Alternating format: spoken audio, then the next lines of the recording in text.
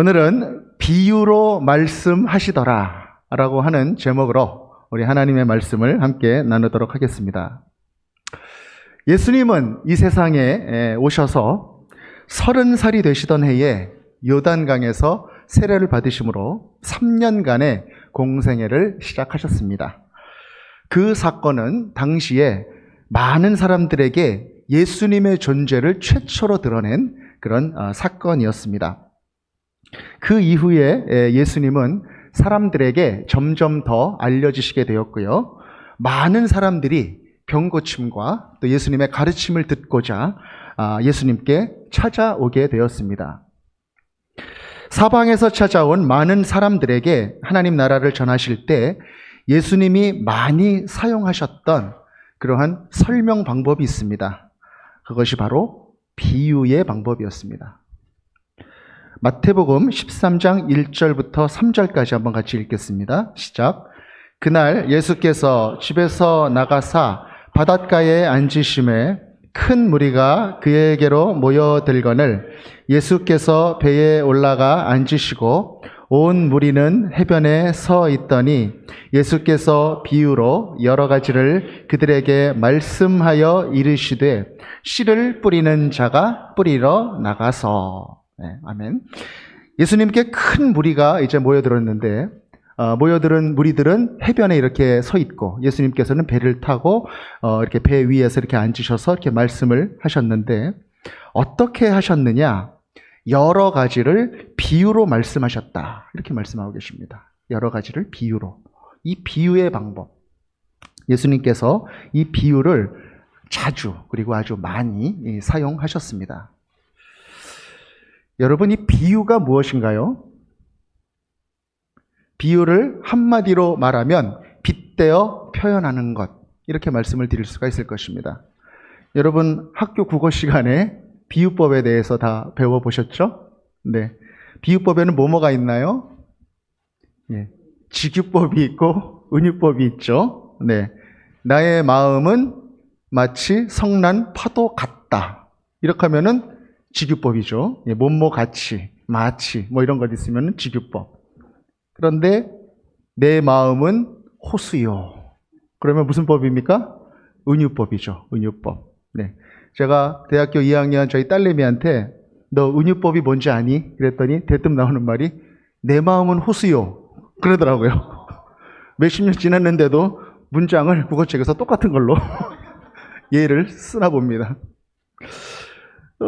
그 직유법하고 은유법 말고도 또 좀 더 깊이 들어가면 대유법이라는 게 있습니다. 대유법. 그래서 부분으로 전체를 이야기하는. 그래서 제유법이라고 하는 게 있고 또 환유법이라고 하는 게 있죠. 예를 들면 빵만으로 살 수 없다. 그러면 양식의 하나의 종류인 빵으로 대변하는 이제 제유법. 근데 펜이 칼보다 강하다.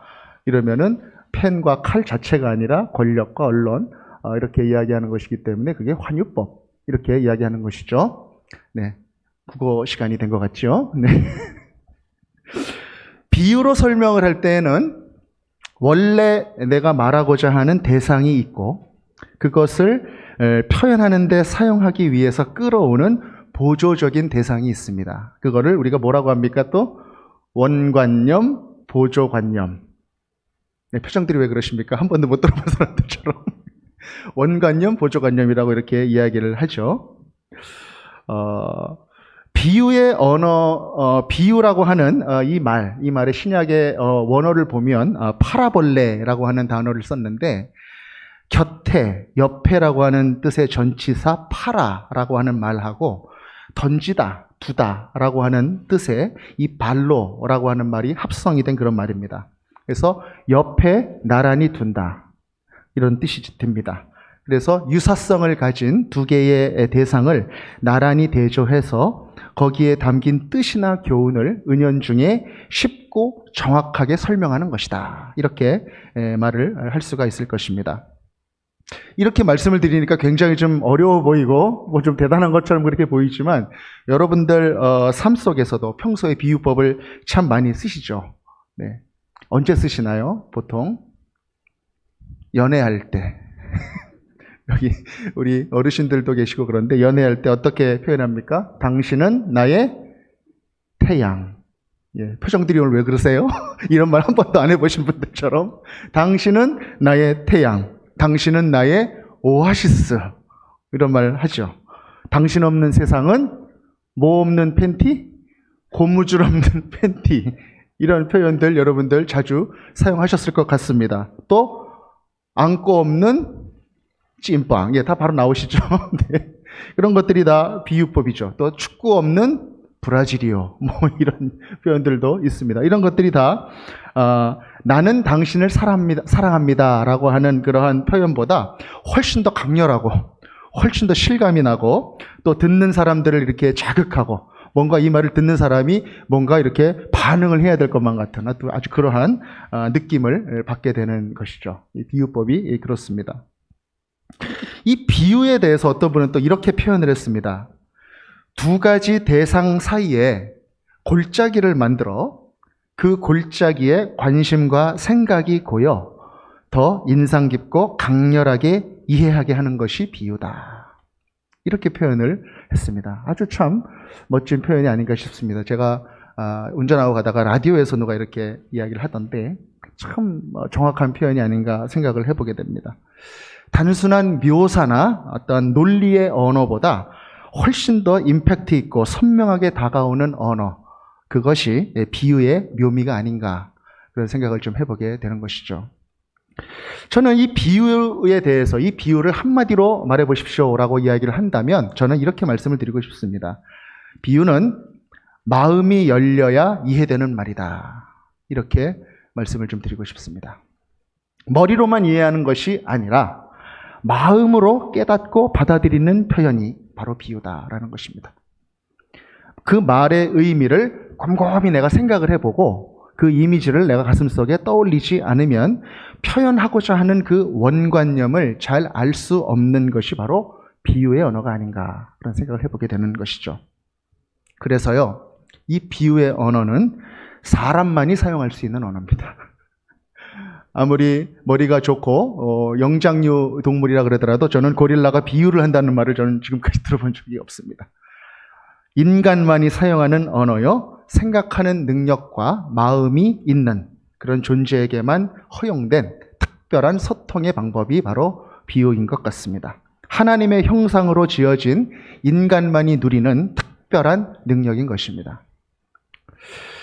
여러분 오늘 설교 전에 서로 인사를 좀 나누었는데 눈치채셨는지 모르겠습니다. 그때도 비유를 사용하셨어요. 어떻게 하셨나요? 여러분 얼굴이 오늘 봄날이십니다 그랬죠. 봄날. 원관념은 뭡니까? 여러분들 얼굴. 보조관념은 봄날 이렇게 되는 것이죠. 봄날로 뭘 표현하고 싶었습니까? 봄처럼 활기가 있고 밝다, 생동감이 있다. 그런 이야기를 우리가 인사말로 오늘 나눴던 것입니다. 이렇게 비유는 우리의 삶에 가까이 들어와 있습니다. 예수님이 이 땅에 오셔서 사람들에게 말씀을 하실 때 이 자주 그리고 많이 비유의 방법을 쓰셨는데 복음서 4권에 나오는 예수님의 여러 말씀 중에 이 비유의 말씀이 대단히 많습니다. 특히 마태복음, 마가복음, 누가복음, 공관복음이라고 할 수 있는 이 3개의 복음서에 기록이 많이 되어 있죠. 그 내용들을 좀 이렇게 구분해 보면 한 30가지 정도는 비유니라 이렇게 직접적으로 표현해가지고 쓰여진 비유의 말씀이고요. 한 17가지에서 보기에 따라서 한 20가지 정도는 비유다라는 말은 없지만 그렇게 직접 그 내용이 비유인 그런 말씀들이 또 기록이 되어 있습니다. 그 종류를 좀 살펴보면 한 3가지 정도로 나눠볼 수가 있는데 이런 게 있어요. 이야기로 되어 있는 비유가 있어요. 조금 길이가 좀 긴 그런 이야기들. 예를 들면 선한 사마리아인 이야기. 강도 만난 유대인을 사마리아인이 도와준 그 이야기죠. 또 부자와 나사로 이야기. 내 혀에 물 한 방울만 묻히게 해 주십시오. 이 이야기. 또 달란트 비유. 착하고 충성된 종아. 이런 이야기들이 이야기로 된, 조금 길이가 길고 이야기로 된 그런 비유고요. 또 이거보다 조금 짧지만 짧은 속담이나 격언같이 그렇게 되어 있는 그런 비유들이 있습니다. 좀 뭔가 좀 심오한 내용을 좀 쉽고 실감나는 언어로 이렇게 표현을 한 것입니다. 예를 들면 빛과 소금의 비유 같은 것입니다. 빛과 소금. 너희는 세상의 빛이요 소금이다. 또 나무와 열매. 그 나무를 보고 열매를 알 수 있다. 그리고 생배 조각과 낡은 옷, 돼지에게 던져주는 진주. 뭐 이런 비유들이 영적인 교훈이나 추상적인 진리들을 누구나 쉽게 경험할 수 있는 그러한 사물에 빗대어서 친근하고 인상적으로 기억할 수 있게 이렇게 말씀을 하신 것이죠. 또 하나는 마지막으로 아주 짧은 비유입니다. 짧은 비유. 예를 들어서 집사님 얼굴이 봄날 같습니다. 뭐 이런 식으로 짧게 이렇게 단순 직유법, 은유법으로 이렇게 이야기하신 그런 말씀들이 있습니다. 직유의 어떤 예를 들어보면 외식하는 자들아 너희는 회칠한 무덤 같다. 이렇게 이야기하셨던 그런 말씀이 있어요. 그리고 은유로 표현하셨던 예는 하루살이는 걸러내고 낙타는 삼키는구나. 이렇게 비유하셨던 그런 것들이 있습니다. 또 소경이 소경을 인도하면 둘이 다 구덩이에 빠지리라. 아주 귀에 쏙쏙 이렇게 들어오는 그러한 설명들이 아닐 수 없는 것입니다. 오늘 우리가 읽었던 마태복음 13장의 말씀, 이 13장은요, 좀 장수가 58절로 되어 있어서 좀 긴데, 이 대부분의 말씀이 다 비유의 말씀으로 되어 있는 소위 비유장이다. 이렇게 말씀드릴 수 있는 그런 말씀입니다. 특별히 여러 가지 비유의 말씀 중에서도 가장 잘 알려져 있는 비유죠. 씨 뿌리는 자의 비유. 그 말씀이 들어 있습니다.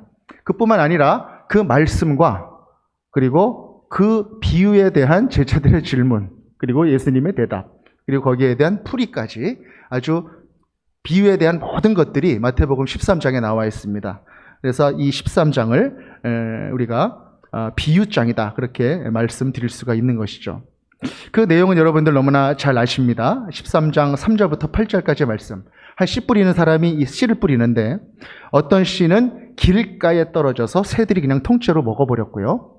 어떤 씨는 흙이 얇은 돌밭에 떨어져가지고 싹이 나긴 났는데 흙이 얇아서 뿌리가 깊지 않았습니다. 그래서 햇볕이 비치니까 뿌리가 금방 말라서 타버렸다. 그런 이야기고요. 그 다음에 세 번째, 어떤 씨는 가시떨기 위에 떨어져서 싹이 나긴 났는데 거기에 가시떨기가 같이 자라고 있던 것이죠. 그래서 그 가시의 기운이 싹의 성장을 막아버렸다라고 하는 것입니다. 그리고 어떤 씨는 좋은 땅에 떨어져서 100배, 60배, 30배의 결실을 맺었다. 이렇게 예수님께서 비유로 말씀하셨습니다. 그리고 나서 9절에서 예수님께서 이렇게 말씀하셨습니다. 우리 다 같이 13장 9절 같이 읽겠습니다. 시작. 귀 있는 자는 들으라 하시니라. 아멘. 비유로 말씀하신 후에 귀 있는 자는 들으라. 이렇게 말씀하셨어요. 여러분, 이 귀가 그냥 보통 우리 가지고 있는 이 귀를 말하는 것일까요? 그렇지 않죠? 이 말씀을 마음으로 들을 만한 자는 받아 들어라. 이런 뜻입니다. 사실 귀 있는 자는 들어라. 이 말 자체도 비유라고 할 수 있습니다. 마음의 소리로 들을 수 있는 마음의 귀를 말씀하시는 것이죠. 그리고 나서 마태복음 13장 18절부터는 이 비유를 예수님께서 친히 이제 풀어주십니다. 이 씨는 무엇인가? 바로 말씀이라는 것이죠. 그리고 이 길가에 떨어진 씨는 듣긴 들었지만 깨달아지지 않고 길가에 나뒹구는 씨처럼 내 인격과 삶에 들어오지 못하고 나와 상관없는 그런 말씀으로 남아있는 것. 그래서 새가 통째로 그 씨앗을 쪼아서 먹어버려서 가져가 버리듯이 사단이 그 말씀을 통째로 가져가는 것. 이런 풀이다, 이렇게 알려주십니다. 돌밭에 뿌려진 것은 말씀을 듣고 기쁨으로 받아서 내 안에 들어는 왔는데 그 뿌리가 깊지가 못해서 햇빛이 내리쬐는 것 같은 그 환난이나 고난이 다가왔을 때에는 넘어지는 사람, 그래서 그 뿌리가 햇볕에 다 타고 말라버려가지고 다 없어져 버려서 말씀이 아예 안 들어왔던 것과 똑같이 돼버리는 그런 사람, 그 사람을 비유하는 것이다, 이렇게 말씀을 하셨어요. 가시떨기는 무엇인가? 말씀을 듣고 뿌리도 내리는데 그 밭에 세상에 대한 욕구, 그리고 재물에 대한 갈구, 걱정, 이것이 같이 자라고 있었던 것입니다. 그래서 그 가시의 기운이 자라려고 하는 이 말씀의 싹을 확 눌러버리는 거죠. 그래서 말씀도 알고 잘하기도 잘하는데 그 안에 더 큰 욕망과 유혹이 같이 있어서 영적으로 갈등하는 상황. 그래서 무엇이라고 말씀하십니까? 결실하지 못하는 자다. 이렇게 예수님께서 말씀하셨습니다.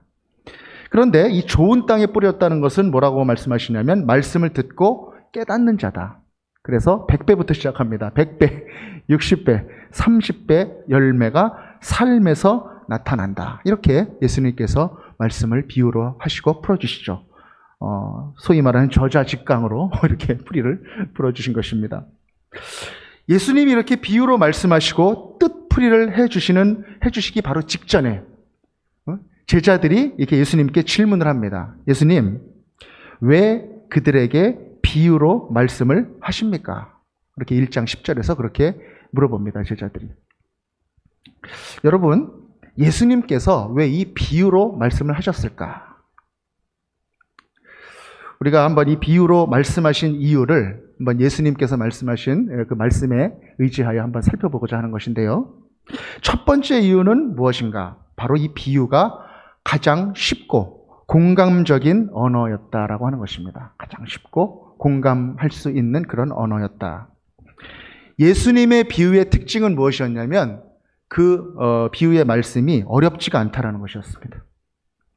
살면서 쉽게 볼 수 있는 그런 소재들을 가져다가 설명을 하셨다라는 것이죠. 그래서 말씀을 들어보면 일상적인 그런 이야기들이 대부분입니다. 씨 뿌리는 얘기, 또 겨자씨 얘기, 물고기 잡는 어부 얘기, 또 일용직 노동자 얘기, 또 미랄, 한알, 그 미랄에 대한 이야기. 당시에 갈릴리 지역에 있었던 사람들이 쉽게 접할 수 있었던 그러한 소재들을, 그런 친숙한 소재들을 가져다가 이야기하시면서 가르치셨다라고 하는 것입니다. 예수님이 이렇게 쉬운 이야기들을 하셨기 때문에 당시 예수님을 따라다녔었던 그런 사람들은 대부분이 문맹자였을 것이고 또 가난한 사람들이 많았을 것인데 그들에게도 하나님 나라에 대해서 잘 전달해 주실 수 있었던 것이죠. 예수님이 또한 비유로 가르치신 두 번째 이유, 쉬웠다라고 하는 쉬운 언어였다라고 하는 것 다음에 두 번째 이유는 무엇인가 하면 하나님께서 이 계시의 방법으로 이 비유를 사용하셨다라고 하는 것입니다. 계시의 방법. 하나님만이 아시는 인간이 알 수 없는 그러한 비밀스러운 것들, 숨겨져 있는 것들에 대해서 이 비유를 통해서 계시하셨다라고 하는 것입니다. 우리가 금년도에 이제 새벽 기도를 계속 열심히 해오고 있습니다. 계속 막 묵상하고 있는 말씀이 마태복음의 말씀인데 마태복음의 비유의 말씀이 대단히 많이 나오죠. 제가 그 말씀 묵상하다가 비유로 말씀하시더라. 이 말씀을 내가 한번 준비해야 되겠구나 그런 생각을 좀 해보게 될 정도로 비유에 대한 이야기들이 많이 나와 있었습니다. 어떤 비유들이 나옵니까? 밖에 나가서 일꾼을 뽑았던 그 포도원 주인의 비유가 나오고 또 혼인잔치에 초대했던 그 임금에 대한 비유도 나오고 또 소작농들에게 세를 주고 외국에 나갔다가 종도 보내고 아들도 보내고 나중에 심판으로 다시 오는 그러한 주인의 이야기, 이런 것들이 다 비유였었죠. 근데 이 모든 것들이 뭐에 대한 비유였습니까? 바로 천국에 대한 비유였다라고 하는 것입니다. 하나님의 나라. 우리가 아까 원관념과 보조관념에 대해서 좀 나누었는데 우리가 이 원관념으로서의 천국, 예수님께서 지금 설명하시고자 하는 이 천국에 대해서 경험해 본 사람이 여러분들 중에 있으신가요? 네, 경험해 보신 분들이 없죠. 네, 당시에도 마찬가지였었습니다. 한 번도 경험해 보지 못했었던 하나님의 나라, 천국에 대해서 이제 예수님께서는 보조관념으로만 설명을 해줘야 되는 그러한 상황이신 것이죠. 천국의 비밀, 그 오묘하고 신비로운 하나님의 나라를 지금 예수님은 많은 보조관념들로서 지금 계시를 해주고 계시는 것입니다. 아무도 하나님의 나라, 천국의 의미를 정확하게 알 수는 없었습니다. 눈물도 없고 고통도 없고 아픔도 없고 하나님의 영광만이 가득한 그 나라. 그러나 그 나라는 저 멀리에만 있는 나라가 아니라 바로 우리 안에 이미 시작이 된 나라다. 너희 안에 있는 나라다. 또 그렇게 설명을 해 주셨죠. 그렇게 이미 시작이 되었지만 아직 완성되지 않은 하나님의 나라. 그렇게 우리가 이루어 가야 하는 하나님 나라의 모습을 지금 이 비유를 통해서 지금 가르치셨던 것입니다. 그래서 11절에 이렇게 말씀하세요. 대답하여 이르시되 천국의 비밀을 아는 것이 너희에게는 허락되었으나 천국의 비밀을 아는 것이 너희에게는 허락이 되었다. 이렇게 말씀을 하시는 것이죠. 그 천국의 신비를 알려주시는 그 계시의 말씀을 비유로 말씀하셨다라고 하는 것입니다. 근데 저는 그렇게 예수님께서, 하나님이신 예수님께서 천국의 모습을 비유로만 이렇게 알려주실 때에 한편으로는 좀 답답하셨겠다, 그런 생각도 좀 드는 것입니다. 여러분 혹시 그런 경험들 없으십니까? 어렸을 때, 이제 젊으셨을 때, 어린 자녀들 이렇게 기르실 때 자녀들이 가끔 이렇게 질문할 때가 있잖아요. 어떤 질문 하나요? 형 이상학적인 질문. 그렇게 할 때가 있습니다. 한 3살, 4살 요렇게 된 아이들이 엄마, 아빠, 사랑이 뭐야? 뭐 이런 질문들. 그죠? 그러면 여러분 어떻게 대답을 해 주실 수 있으실까요? 사랑은 짜릿한 거야. 한번 생각해 보세요. 어떻게 대답을 해 주실 수 있으실까요? 사랑은 강렬한 거야. 뭐 이런 설명들. 사랑은 엄마하고 나하고 이렇게 있을 때 좋지. 그 좋은 거야. 뭐 이렇게 설명을 해 주실 수밖에 없지 않겠습니까? 저도 가만히 설명을 해보려고 했는데 잘 떠오르지가 않더라고요. 어떤 설명이 좋을지. 여러분, 헬렌 켈러를 가르쳤던 설리번 선생이라는 사람을 여러분 아실 거예요. 처음 설리번 선생님이 헬렌을 만났을 때에는 그녀는 보지도 못하고 듣지도 못했을 뿐만 아니라 매우 거칠고 통제도 안 되는 그런 아이였습니다. 도대체 이 아이와 소통이 가능은 할까? 그러나 중단 없는 갸륵한 이 선생님의 노력의 끝에 설리번 선생님은 헬렌에게 마침내 워터라고 하는 단어를 가르치게 됩니다. 어떻게 가르쳤을까요? 설리번은 헬렌을 물펌프로 데리고 나가서 물을 이렇게 떨어지게 한 다음에 물을 손으로 이렇게 만져보게 합니다. 느끼게 합니다. 그리고 다른 한 손에다가는 워터 이렇게 쓰는 거예요. 난동을 부리고 잠시도 가만히 있지 못했던 이 헬렌 켈러가 마침내 끊임없이 반복하는 설리번의 정성에 어느 순간 마음의 문을 탁 열고 그 물의 느낌과 그 손에 쓰여지는 그 철자의 느낌에 집중을 하게 되었고요. 보이지도 않고 들리지도 않았던, 그리고 그에게 아무런 개념조차 없었던 그 물이라고 하는 것을 그가 마침내 이해를 하게 된 것입니다. 그것이 바로 설리번 선생이 헬렌 켈러에게 물을 가르쳤던 일이죠. 저는 그런 생각을 좀 해보게 됩니다. 예수님을 찾아온 많은 사람들, 대부분이 힘들고 어려운 그런 사람들이었을 텐데 그 사람들에게 한 번도 경험 못 해본 하나님의 나라를 어떻게 가르칠까? 그렇게 하나님의 나라를 하나 둘씩 이렇게 반복해서 가르치고 싶으셨던 예수님의 마음이 바로 설리번 선생의 마음이 아니었을까, 그런 생각을 좀 해보게 되는 것입니다. 한 번, 두 번, 세 번, 네 번 끊임없이 헬렌이 받아들일 수 있는, 지각할 수 있는, 그러한 연상할 수 있는 방법으로 반복해서 가르치시던 그 선생님의 모습이 이 예수님의 모습이 아니었을까 생각을 해보게 되는 것이죠. 그래서 마가복음 4장에는요, 예수님이 하나님의 나라에 대해서 비유로 이렇게 설명을 하실 때에 그 예수님의 모습을, 예수님의 말씀을 이렇게 기록하고 있습니다. 우리 다 같이 마가복음 4장 30절을 함께 읽겠습니다. 시작. 또 이르시되 우리가 하나님의 나라를 어떻게 비교하며 또 무슨 비유로 나타낼까? 또 이르시되 우리가 하나님의 나라를 어떻게 비교하며 또 무슨 비유로 나타낼까? 예수님이 지금 그렇게 말씀하시는 거예요. 어떻게 이 모여있는 이 사람들에게, 이렇게 힘들어하는 사람들에게, 이렇게 무지한 사람들에게, 이 못 배운 사람들에게 어떻게 하나님의 나라를 설명해 줄 수 있을까? 똘똘히 생각하시는 예수님의 마음이 여러분 느껴지시지 않습니까? 이렇게 예수님을 찾아서 모였던 사람들에게 하나하나 전하셨던 비유의 가르침, 바로 예수님의 비유는 하늘의 뜻을 지닌 이 세상의 이야기였던 것입니다. 그것이 바로 예수님의 비유였던 것입니다. 계시, 천국의 계시를 이 비유의 언어로 말씀하셨다는 것이 두 번째이요. 또 세 번째, 예수님께서 이 비유로 말씀하셨던 이유가 있습니다. 그것이 무엇이냐면 잘 가르치시려는 의도도 있었지만 또 잘 숨기시려는 그런 의도도 있었다라고 하는 것입니다.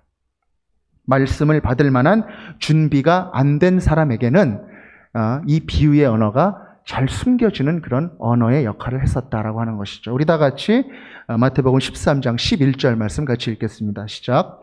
대답하여 이르시되 천국의 비밀을 아는 것이 너희에게는 허락되었으나 그들에게는 아니 되었나니. 아멘. 무슨 뜻인가요? 천국의 비밀이 허락된 사람들이 있고 그렇지 않은 사람들이 있었다라는 것이죠. 천국 말씀을 받을 만한 사람들에게는 예수님께서 가르치시지만 못 받을 만한 그러한 사람들에게는 이 말씀을 허락하지 않으시기 위하여 이 비유의 말씀으로 하셨다라고 하는 것입니다. 예수님 당시에 모든 사람들이 다 예수님의 말씀을 환영했던 것은 아닙니다. 예수님의 가르침을 삐딱한 눈으로 바라보던 그런 사람들이 있었습니다. 바로 바리새인들, 대제사장들, 사두개인들과 같은 그런 사람들이었습니다. 그런 사람들은 예수님의 가르침에 대해서 그 어떤 기대도 하지 않았습니다.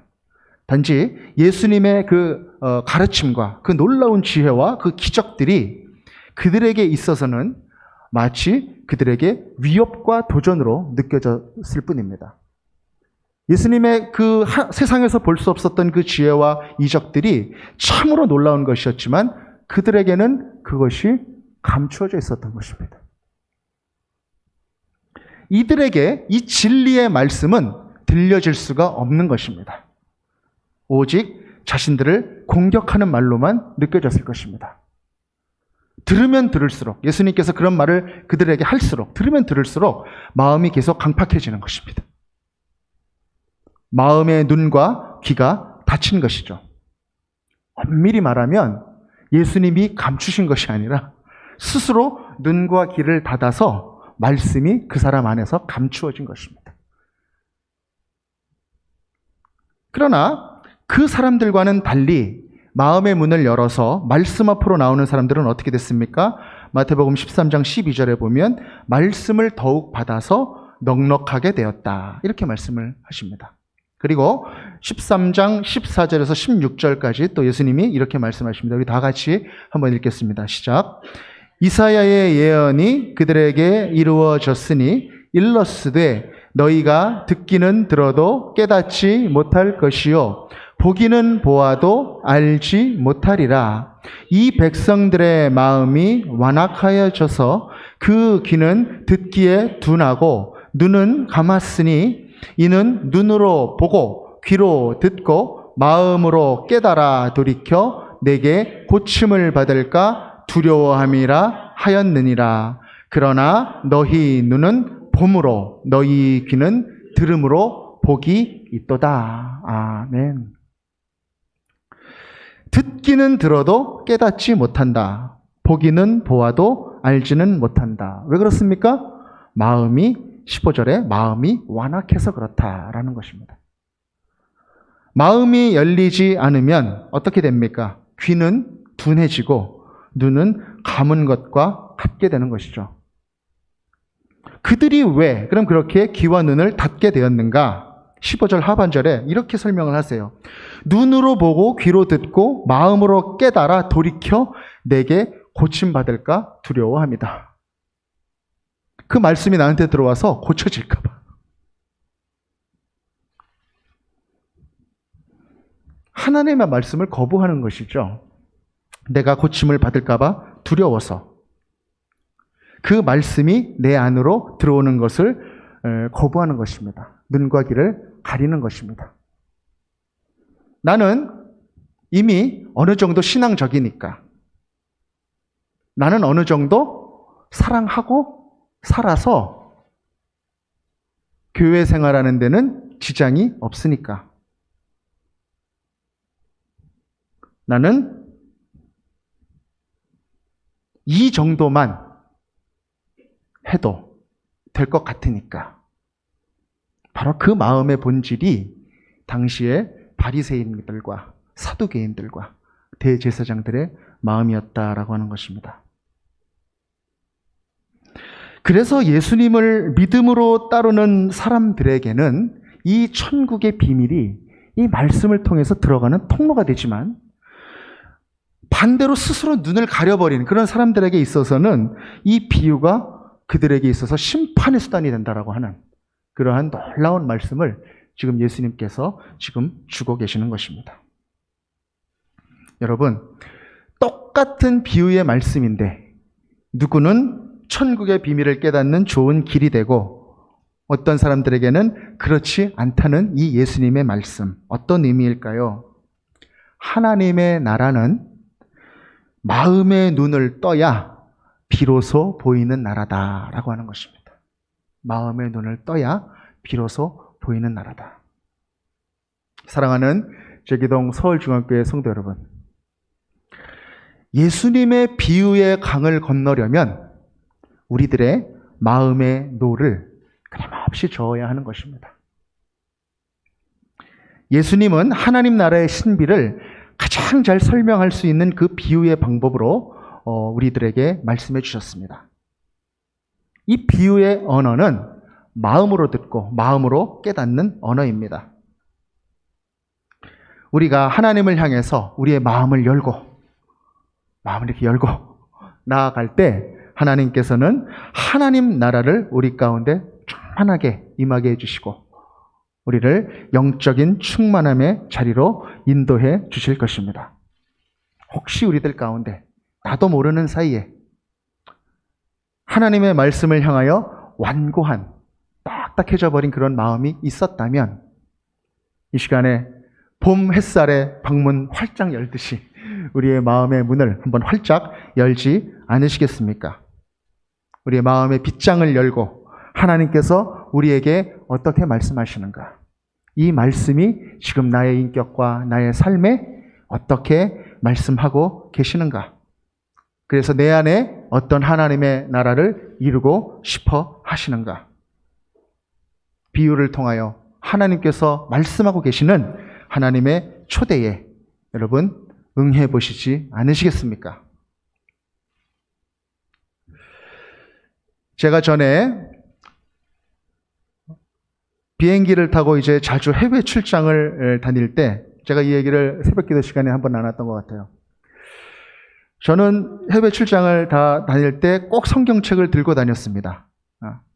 그래서 비행기가 이제 딱 이륙을 해서 구름을 뚫고 탁 올라가면 정말 아름다운 그런 광경이 나타나지 않습니까? 창문에서 파란 하늘에 찬란한 햇빛이 쫙 들이우고 아주 하얀 구름이 정말 뭉게뭉게 이렇게 펼쳐져 있는 그런 하늘이 이렇게 펼쳐집니다. 막 이렇게 점프를 하면 그냥 푹신 이렇게 뛰어가지고 그렇게 할 것 같은 그러한 아름다운 광경이 펼쳐집니다. 그럼 그때 저는 성경책을 딱 꺼내 들고 창세기 1장 1절을 읽습니다. 태초에 하나님이 천지를 창조하시니라. 그러면 그 창세기 1장 1절 말씀이 그렇게 은혜가 될 수가 없어. 하나님께서 저에게 직접 이렇게 PT하시면서 이렇게 말씀해 주시는 것처럼 아주 마음에 큰 은혜가 됩니다. 와, 어쩌면 저렇게 하늘이 파라냐. 그리고 어쩌면 저렇게 하야냐. 이렇게 보다가 갑자기 또 그런 생각이 드는 거예요. 아, 내가 어떻게 파랗다고 느끼고 있지? 그러다가 또 그런 생각이 찾아오는 거예요. 와, 이렇게 보다가, 야, 근데 내가 이게 파랗고 하얀 거를 내가 왜 아름답다고 느끼고 있지? 그런 생각이 막 찾아오는 거예요. 창세기 1장 1절을 묵상하던 중에. 그러면서 그런 깨달음이 찾아오는 거예요. 아, 하나님은 나도 그런 존재로 만드셨구나. 이 하나님이 지으신 세상을 아름답게 느낄 수 있는 그러한 존재로 우리들을 만드셨구나. 그런 깨달음이 찾아와요. 그러면 그쯤 되면 저는 이제 찬양을 하고 있습니다. 주님의 높고 위대하심을 내 영혼이 찬양하네. 그러면서 큰 소리는 할 수 없잖아요. 조그맣게 이렇게 하는 그 찬양의 자리가 그 비행기 안에 이루어지는 것이죠. 그때 저는 그런 깨달음이 와요. 하나님이 지으신 이 세상이 우리가 하나님으로부터 받은 그런 커다란 메타포구나, 은유구나, 비유구나, 그 하나님의 사랑의 언어이구나, 그런 깨달음을 얻게 되는 것입니다. 하나님의 사랑이 담긴 만물, 그것을 마음의 눈으로 볼 때만 보이는 그 대자연의 아름다운 비유의 언어라는 것입니다. 여러분, 그 하늘만 그런가요? 이제 봄이잖아요. 겨우내 죽은 것 같았던 대지에서 이제 파릇파릇 이제 새싹들이 피어납니다. 꽃들이 살아납니다. 그러면은 저는 부활이 생각이 나요. 예수님께서 다시 살아나셨던 그 일. 그리고 넓은 하늘, 또 넓은 바다가 펼쳐진 그 광경을 가서 보게 되면 그 광대하신 하나님, 그 위대하신 하나님, 그 넓으신 그 하나님이 마음속에 품어지는 것입니다. 생각이 나는 것입니다. 그리고 또 찬양하죠. 하늘을 두루마리 삼고 바다를 먹물 삼아도 그 크신 하나님의 사랑 다 기록할 수 없겠네. 그렇게 비유의 언어로 우리에게 말씀하시고 하나님의 살아계심을 분명하게 알게 해주시는 그러한 하나님, 천지만물이라고 하는 보조관념으로 하나님의 살아계심이라고 하는 원관념을 우리에게 전달해 주시는 그 하나님의 살아계심을 분명하게 알 수 있다는 것입니다. 로마서 1장 20절 말씀 같이 한번 읽겠습니다. 시작.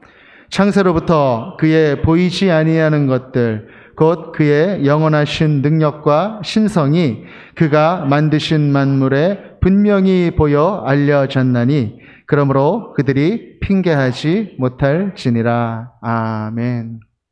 사랑하는 여러분, 우리 하나님, 살아계신 하나님 참 멋진 분 아니십니까? 누구보다도 예술적이시고 누구보다도 아주 세밀하신 그런 우리 창조주 하나님이신 것입니다. 이 하나님을 우리에게 허락해 주시는, 말씀해 주시는 이 말씀과 또 우리에게 허락해 주신 이 세상 속에서 마음껏 누리신 여러분들이 되시기를 바라는 것입니다. 우리 마지막으로 우리 마태복음 13장의 34절 35절 말씀 같이 읽으면서 오늘의 말씀을 맺고자 합니다. 우리 다 같이 함께 읽겠습니다. 시작. 예수께서 이 모든 것을 무리에게 비유로 말씀하시고 비유가 아니면 아무것도 말씀하지 아니하셨으니 이는 선지자를 통하여 말씀하신 바 내가 입을 열어 비유로 말하고 창세부터 감추인 것들을 드러내리라 함을 이루려 하심이라. 아멘. 비유로 말씀하시는 예수님, 그리고 이 새봄의 하나님 나라의 신비를 또한 우리에게 주신 이 비유의 언어로 우리에게 알려주시는 하나님 아버지, 그렇게 하나님의 나라로 하나님께로 우리를 초대하시는 그 하나님의 부르심에 응답하는 이 새봄을 살아가는 우리 모두가 되기를 주 예수 그리스도의 이름으로 기원드립니다. 아멘. 우리 시간에